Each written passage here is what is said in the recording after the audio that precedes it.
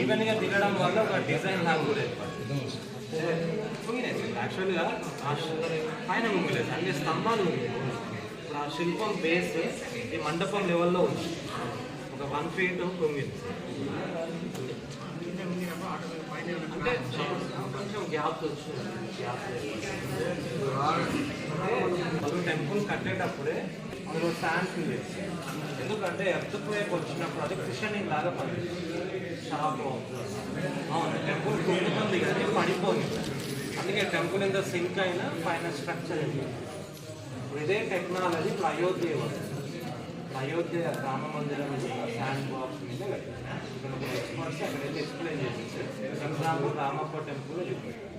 Videos photos అవే చూపించారు. Sand box మీద కట్టారు. సో ఎర్త్క్వేక్ 17th centuryలో వచ్చింది. అప్పుడు అంతా ఎగ్జిట్ అన్నట్టుగా బయటకు వెళ్తున్నాయి సార్.